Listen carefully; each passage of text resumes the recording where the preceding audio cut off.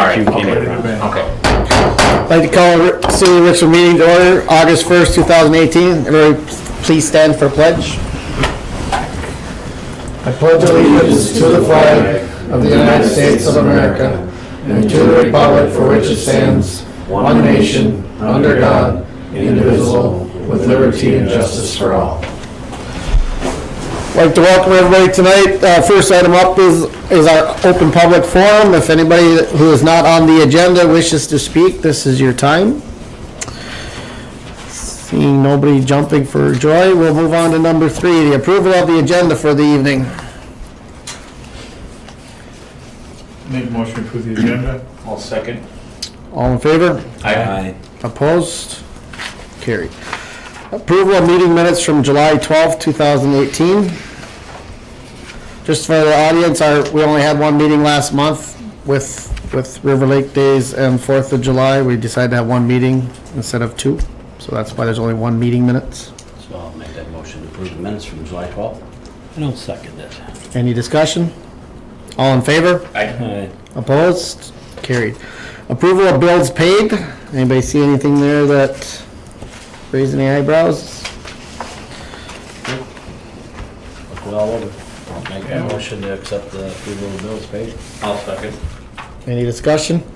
All in favor? Aye. Opposed? Carried. Consent agenda for this evening, Resolution 151-18, approval of July 2018 journal entries. Item B is Resolution 156-18, acceptance of July 2018 donations. And those donations are Richmond Lions Park. The Richmond Lions covered that. That was $85. Murphy Granite made a donation of $340 to the Blue Bike. Richmond American Legion made a donation of $1,500 for the Blue Bike program. And the Richmond American Legion made a donation for the fire department of $2,000. Those are the donations for July. Resolution 157-18, authorization of temporary one-day amended liquor license for Corky's Bar on August 24th, 2018 at Corky's Bar parking lot. Item D, acceptance of People Services July 2018 report. And item C, acknowledgement of 2017 TIP report and management letter from Jason Murray of David Drowns and Associate, Inc. And that was in your council packet. Correct. The whole So it made thing. it so big. Yeah. So Mayor, I have one Yeah. question pertaining to the donations Yep. from 156-18. The Blue Bike, those were donations that were given to do the replacements of the current bikes that have been lost. Is that Stolen. correct? Stolen, And yes. Okay. And they have been ordered to be replaced already. The new bikes have, but Did they have to not. Did they re-go out for a bidding process, or are we using the same From my company that we understanding, did before? from my understanding, they went to the same company. All right, Yep. all right. That's my only question pertaining to that. Thank you. Any other questions on the consent agenda? I'll make that motion to accept the consent agenda with all the resolutions and the reports of that program. I'll second the motion. Any other discussion? All in favor? Aye. Opposed? Carried. At this time, we'll move on to number 7, meet and greet with Steve Soika, running for sheriff. So I want to thank you guys for letting me come in and just talk to you guys quick. My name is Steve Soika, and I just wanted to come in so you can kind of put a face to a name, I guess. I am one of the candidates running for Stearns County Sheriff here this year in the election. A little bit about me: I'm born and raised in St. Cloud. I went to Cathedral High School, went on to St. Cloud State, and got my criminal justice degree. I started working in law enforcement in 1991 in Benton County Sheriff's Office. So from 91 to 96 I was there, and in 96 I had the opportunity to come back to Stearns County. And I say back because I used to be an Explorer Scout with the Sheriff's Office Explorers, riding around with the deputies from basically 1984 to 91 when I was in high school. So I had the opportunity to come back and I do believe that this particular race will be very closely watched. There's 3 candidates. We're all about the same age. We've all got about the same amount within months probably of each other of law enforcement experience. And we haven't had a new sheriff in 16 years. Sander was on his 4th term when he kind of abruptly left, and we have an appointed sheriff right now. So I feel I'm a viable candidate, a lot to do with my experience within the sheriff's office. I've done a lot of things that I think lends credence to that. I started out obviously as a patrol officer like everybody does, and became a field training officer, training in new people, became a detective for 6 years, and during that time we had the deputy medical examiner program, so we investigated all deaths that occurred in Stearns County as sheriff's office detectives. We each took a week of on-call. I throw it out there, it's kind of a morbid fact, but I probably investigated close to 350 to 400 deaths during that time, and that is everything from natural deaths to car accidents to house fires, homicides, even one plane crash in there. So I believe that having that experience is very important in light of Stearns County being as big as it is. Number one, if you're going to run a county that big, it's good to have some of that death experience in the event that something tragic happens. But also a little bit in light of our past history. There's a podcast out there for the Wetterling thing, which does not paint us very good in a very good light as a sheriff's office and or law enforcement in general. And I think it's important for whoever's coming in to realize that, number one, but number two, make some little bit of changes to adopt some better technology and the latest and greatest methods of investigation. So from being a detective, I got promoted to being a sergeant. That is currently where I'm at, as a sergeant in the sheriff's office. I ran our recreational unit for 3 years. That is basically the water patrol and the snowmobiles, so it's not a bad gig. You're on the boats in the summer and the snowmobiles, and we have snow in Minnesota, but that is hiring. I was in charge of 30 civilian employees, 2 other deputies, as far as hiring, firing, discipline, that kind of stuff. So I understand working with the civilian side of things, and Corey Park, things like that, were under our jurisdiction. Very busy place. From there, I was transferred over to the Central Minnesota Violent Offender Task Force, and that's where I worked pretty much the last 6 years or so. And that's just a fancy word for a drug task force, basically. But it's a very good example of multi-jurisdictional cooperation, collaboration. It was 5 counties: Stearns, Benton, Sherburne, Morrison, and Todd counties, and then 8 agencies within those 5 sheriff's offices and 3 city departments. So very good example of collaboration, like I said, working for a common cause, if you would. I started out there as a team leader, ended up being the commander. There's probably nothing that I could relate to being close to being like a police chief or an administrator as that. We had 15 investigators. We pretty much were our own agency. We had our own clerical staff, our own fleet of vehicles, our own budget, own equipment. So I have that experience coming into it. I'm also in charge of our deputies union for the sheriff's office. Just throw that out there strictly because it's a labor management thing, and if we become the sheriff, it's nice to know a little bit about the contract negotiations, the rules of discipline, those kind of things, data practice, data privacy. I'm in charge of our SWAT team, which is a combined SWAT team with Benton County. I tried for years under the old administration to get the small towns involved, because I'm a big believer in collaboration again and cooperation and offering them an opportunity. Finally, with this kind of temporary sheriff, they allowed us to do that. So we do have a Painesville officer on the team and an Albany officer. We have some Cold Spring officers that are interested, but we're just not quite there yet budget-wise to get them on the team. But and I think we're going to add a Belgrade officer probably this summer here. So just another example of that collaboration and whatnot. And then I'm also in charge of our Explorer program. I was an Explorer long ago, strictly a voluntary thing, but I think it's important to give back to the kids. It definitely helped me decide what direction I wanted to go as far as a career back then.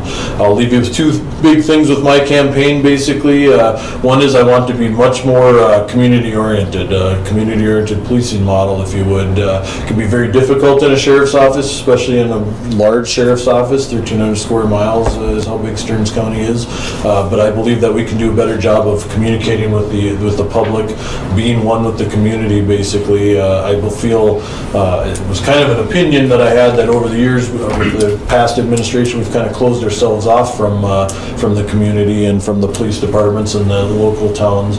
And you know, then when I came out and started talking to some of the police chiefs and some of the city councils and stuff, that opinion was kind of supported, I felt. So definitely want to open that up, do a lot more with the community, a lot more partnerships with the small towns, say like Cold Spring, Painesville, the Kimballs. And just, you know, there's several programs under that I want to enact that are kind of community related. You know, I think everybody's probably aware that we ended our DARE program after probably 30 or some years of having the DARE program at the sheriff's office to, you know, to teach in all the different towns. And my whole thought was and with that, we had nobody left in the schools. We have no sheriff's office people in any school in all of Stearns County. So I had every intention of starting a school resource program in light of a lot of the dangers that are going on out there, but also just to make that connection, that community connection. Those kids are our future residents, future people, you know, and they need to know that we're not all bad as law enforcement. So we are starting a program basically that we already started just a couple weeks ago, just part-time and holding for it. I'm all for it. If I get elected, that makes it much easier for me to just expand the program rather than start it from scratch. So, and it's already doing quite well because we've solved some crimes just by having an officer going to the summer school. So that's one program under my community stuff. The other big thing under the which kind of falls under that community umbrella, is I just want to be a sheriff that's not in the office. I realize it's a big county. I realize there's going to be office work. I'm not devoid of that thought. You know, the jails got some issues that we need to fix personnel-wise and whatnot. But I want to be out amongst the people too, you know, and not sitting in St. Cloud and assuming everything's okay out here. You know, I treat this like a business because it is the business of you guys, the public safety, and I plan to recreate and remarket our department like a business. And honestly, as any business owner can tell you, if you don't get out of the office and sometimes see what your customers' needs and wants are, you can't make your business better. Same thing with the sheriff's office. If I don't come out and talk to you, the community, and literally just pop in like at a city council meeting to see how things are going, I won't know how our sheriff's office is doing. I'll just assume everything's fine sitting there in St. Cloud. So kind of call it like a mobile open door policy, because I want to come out and be able to communicate and sit down with the chiefs and find out how are we doing as a sheriff's office, what are we doing for you, what aren't we doing for you, what can we do better, those kind of things, and kind of keep the department evolving. So you know, I've been here 20-some years. We've never had a sheriff, to my knowledge, that's had like just town hall meetings. Whether there's value in them or not, I don't know, but it's nothing for me to sit, say, come here on a Thursday night from 6 to 7, advertise it, say your sheriff will be here, and if nobody shows up, great. If people do, you know, then I give them a little presentation about the sheriff's office and how many inmates we have, and jail stats, and you know, crime trends, drug trends, that kind of stuff. I know we can post that stuff all day long on the internet, and you guys can look that stuff up, but it certainly doesn't give you the opportunity to ask questions of your sheriff, or you know, why is this? Why are people overdosing on heroin, et cetera, et cetera. So those are the two big main points of my campaign. That there's obviously a lot of little things in there, but I do have some business cards for all of you, and it's got all my you know, website, social media stuff that I would invite you to look at, because it does describe some of my experience a little more in depthly. I've been doing kind of weekly installments, if you would, on that. And now that we're getting close to the primary, which is just in like less than 2 weeks here, August 14th, I'm going to start bringing out some of my ideas and things like that. So, and I think you had a question you were telling me. So, Yeah, what is your biggest concern for the county that you think, I mean, is it the drugs, or is it the, you know, you talked about a little bit about the jail being issues. What do you see as the county's biggest issue here in the next couple of years? And I'll have to tell you, as a sheriff, it is a multifaceted, because of having that jail component. We are also the dispatch for all the county, including the city of St. Cloud. They're extremely busy. They are a little crunch for space. As far as the jail goes, we are 15 correctional officers short. We just can't find people that want to come work in there. And sometimes that causes us to close a housing unit, which then causes us to send those inmates out to other counties, costing all of us money to house them in Benton and Mille Lacs and everywhere else. So that's an issue kind of internally. And the community thing, I think, is a kind of an issue internally. Externally, coming from the drug task force, there is drugs everywhere. And I don't think we would stop the fight on drugs, whether you're winning that war or not. There's always some debate, but I would hate to see if we didn't do anything what the world might be like.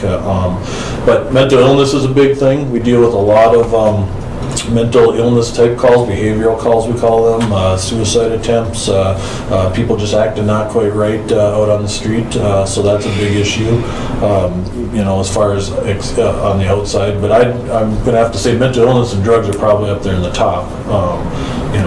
Human trafficking kind of is a component to that, but that's not everywhere across the county. I can tell you from doing the drug task force thing, we did work sex trafficking, and we didn't have complaints necessarily out west, but we did have drugs. We bought drugs in cornfields, just literally met drug dealers in the middle of a cornfield once and bought drugs. So I would say those are some of the big things. Staffing wise, the patrol division's doing pretty good staffing wise, but the jail again is an issue for us. Just and I don't know if it's the climate. Until I get up there and get a good grasp on things, what it is. So. Anybody have any other questions for Steve? No? Okay. Ready, I'm going to leave you with these. Get one in my pocket here. I don't know how you can remember all the stuff you've done. I've been at the Benton County Fair, so I have a lot of fair stuff in my pockets too. Thank you. He's a salesman, he remembers it all. Anybody else need anything? All right, you already know about it. Well, thank you. Thank you very much for coming in, appreciate it. We'll move on to item 8 for the evening, our lawnmower quotes. In your packet, last month we asked for a second quote, just to be fair with the world. And we have a second quote from another vendor of the same exact machine. I know. Same exact machine, apples to apples, exchange, and they're not willing to take the old lawnmower in return. So I think going through New Adventures would be still the best deal, but we wanted to have a second quote before we made the purchase. So I guess I'd look for a motion to approve that if that's what we would like to do. Question, Yep. which mower are we Oh, replacing? sorry, you weren't here last time. This is the lawnmower that stays down at the sewage plant. It does the water and sewer and all of that area. And what It's do we actually- what do we recently have down there, right? Do we have an old one that's not We have a working anymore? 2007 zero turn, Okay, and it's on its last leg. it's on its last legs. And part of it was coming from water, part was coming from sewer, and Part from and parks. part from parks to pay for it, so. So we're okay that way to be able to do that, Yep. We're all good? everything? Okay, thanks, Sorry, I forgot. Well, I guess we were just looking at just recently here in the last meetings or two about another lawnmower. That's And I done was its just kind of like, purpose. whoa, wait a minute, why, we're looking at another one here? I'm thinking, okay. I so think it's the year for lawnmowers. Must be. So, sorry you missed that on the last meeting, so. So those are apples to apples comparison. I'd look for a motion if we would want to move forward. I'll make that motion to accept the New Adventures. New Adventures quote, and with the rating. I'll second that. Any other discussion? All in favor? Aye. Opposed? Carried. All right, at this time, we'll move on to our department report. We'll start with the police department. Chief Jason Booth. Mr. Mayor, Council, good evening. Jason? First off, start with a River Lake Days recap. There should have been a sheet kind of recapping some of the events that the officers dealt with. Come on, usually you wait a whole month to do this, not like within a week. Pretty impressive, I know. Gotta try and get through it. I missed a couple of those last few meetings, so I gotta make up for it now and make sure to get things in quickly. So on Friday, for those that don't know, we usually have 3 officers on the grounds, 2 officers during that time in the cars, taking calls. Saturday, we have 4 on the grounds and 3 in cars, just to kind of cover it. There's a lot of people that come into town. Overall, I think the event went very well this year. From our standpoint, I hope from your guys' standpoint too, it did as well. It was a good crowd. We didn't deal with any major issues. Some of the things that kind of stood out to me, with the number of people coming through town, we got contacted by one of the local businesses in their bathroom when they were cleaning it. Employees found a bag of methamphetamine. So it's to the point where it's just falling out of people's pockets. Just to kind of resonate with the person before me talking, that it is here. It is, it's definitely a big thing. So. Majority of the other things was just people that had too much fun that day. Make sure we found them a safe place home. I don't think any arrests were made in town here that evening, or either evening. I think overall everybody, a few altercations that everybody just kind of went separate ways. But overall, I think it was a very good weekend for everyone. So A lot of people, yeah. there were. So I know the parade route was pretty packed, especially along Main Street after you turn the corner and come back this way. So. Yeah. No. As long as you guys have any questions about River Lake Days. Another is next Tuesday, the 7th, is National Night Out. We're doing events both here and in Cold Spring. If there's anybody out there that is going to have their own event in their own neighborhood and want an officer to stop by, please contact our office. Otherwise, there's going to be one at National Night Out, Music in the Park. It's going to be a potluck type event. If you want to bring something to share, if you don't, just show up, have fun. There's going to be games, pop, water, that kind of stuff supplied. But if anybody wants to bring another dish to share, please feel free. So hopefully with Music in the Park and those two going together, it turns into a great event. Ordinance update. So letters were sent out for people to come into compliance. They hit their deadline. I think there's a good portion of them that just that letter, they took care of it. A number of administrative citations went out. Working with those, I think the deadline is coming up at the beginning of next week, Monday. So, and people are calling in saying we're up to compliance. As long as they're up to compliance by the end of that deadline, we're avoiding those citations. So just end goal is to get people into compliance with the ordinances. So working with people, I know Cindy and Tessa have been pretty busy with phone calls and people coming in. So hopefully it just brings people into compliance, and that's all we're looking for. We don't want anybody to have to pay a fine. We don't want to be overly strict with anybody. It's just come into compliance, and hopefully everybody moves forward happily. So I don't know if you guys have been dealing with any issues on that aspect of it. I'm guessing there's been a few phone calls, but if you want to direct them to us or to Tessa, and hopefully work through all those. But a lot of these compliances, those have been on the books for years. There's never been really, we never changed anything. We just actually started to enforce them to try to get people to. Correct. All of them, there's nothing new out there with, the only new one that is going to be the winter parking ordinance that went into effect last fall. That we'll be looking, trying to advertise as much as we can coming into this winter.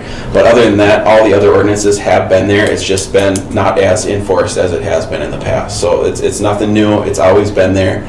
It always should have been in compliance. It's been kind of let go for a while. So just trying to get everybody up and make the city look nice for everyone. Sure. Very nice. So, and then the last thing, there's been some damage to some of the parks in town, Centennial Park being one of those. Just if anybody sees anything out there, if they hear anything, we're on 24/7, contact our office. Either, depending on what it is, we have our non-emergency number, call our office, let it ring. It will go to dispatch if nobody's in the office. I'd rather check on it and make sure it's nothing versus something happens, something get damaged, anything along those lines. So if anybody sees anything out there, definitely give us a call. As many eyes that we can have out there, the better. So that's all I have, unless you guys have questions for me. No. All right. Thank you. Thank you very much. Thanks a lot, Jason.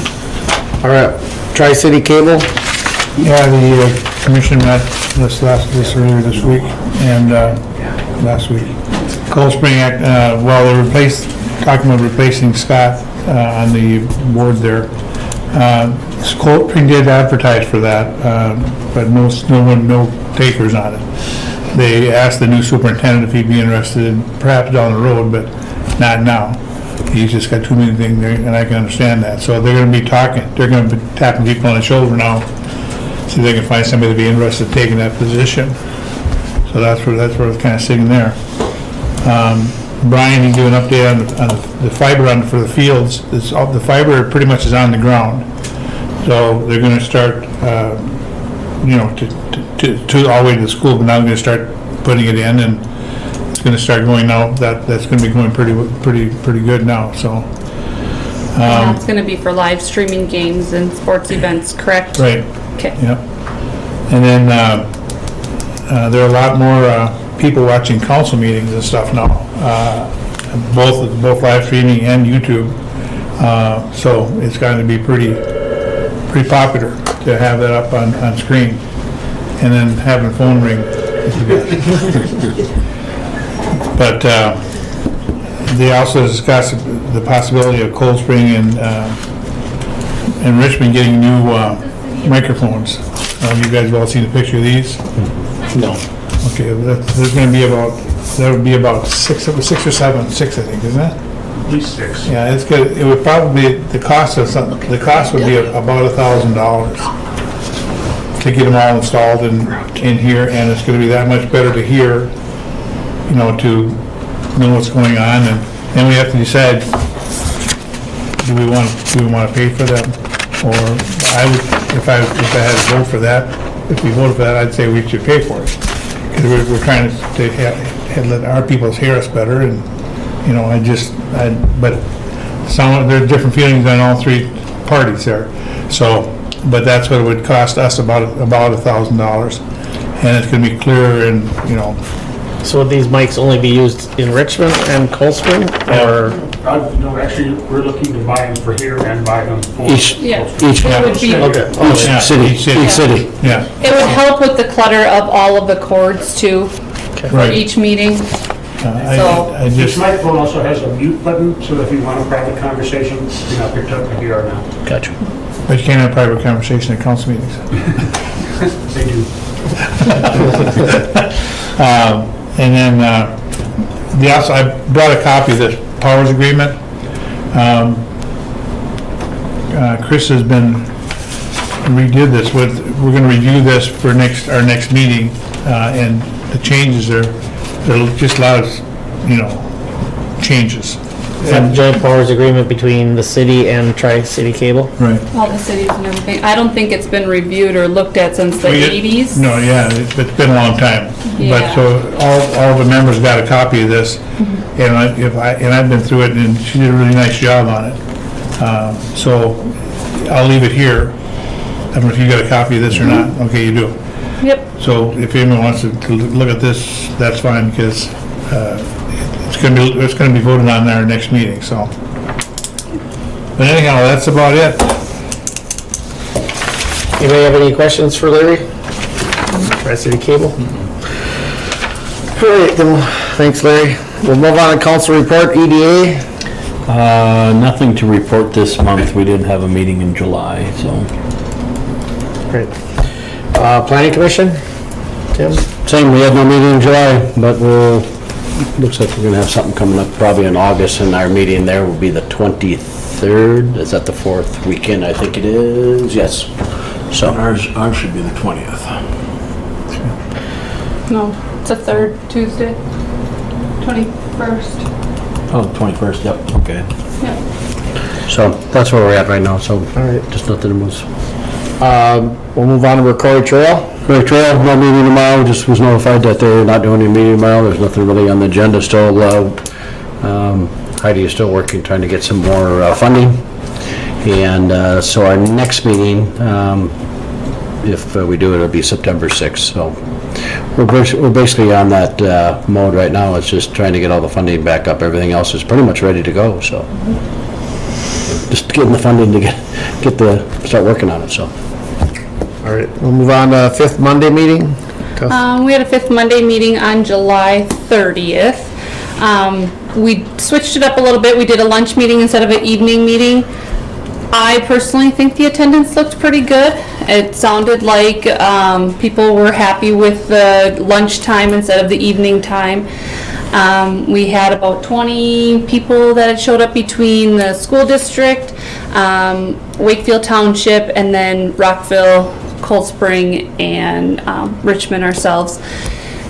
We were able to talk some items with Representative Howe and Lieutenant Governor Fishbach were both present for us to be able to ask questions and answer anything about last session, future things, anything. It was pretty wide open for us to have just kind of a table conversation.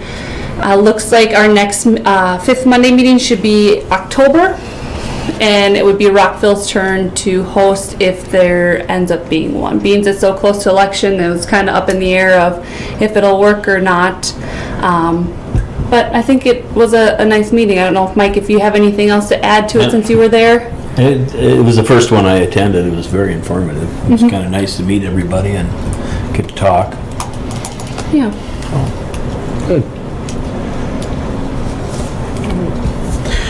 Anything else on the fifth Monday?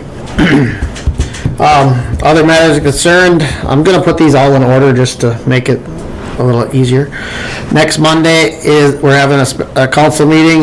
We're virtually gonna be dealing with the budget and all the numbers, because we need to have it done before our regular scheduled meeting. And then Tuesday, August 7th is National Night Out at the Centennial Park. It'll be, what's the name of the band? I don't know. Mike Ryan. Mike Ryan. Yep. It's open to the public, it's free, obviously, and there'll be food out there and all sorts of games.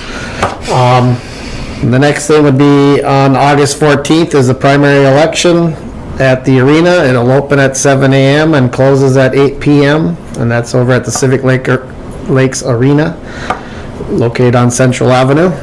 And then the August 16th is our project public hearing for our 2019 street project, and everybody that is or could incur a bill for that should have gotten a letter in the mail, right? Mailed tomorrow. It's mailed, okay, it'll be mailed out this week, so you should be receiving a letter if your house or piece of property is located in that project area.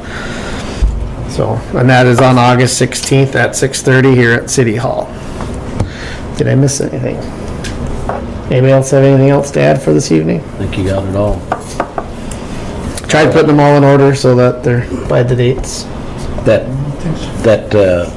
Just in the park though, it is, like I said, there'll be food and pops and all that, but if you can bring a potluck or something, like I said, something to bring and pass around from the potluck we have in the past. You know, we always had it at the Civic Arena over there, so we had a nice attendance in the past, so I think it really should be really good this year since we got out in the park and the kids will be able to play a little bit out there as well, and we got some music, so should be well attended. Right. So Anybody else join us. Anybody else have anything to add? If not, meeting's adjourned.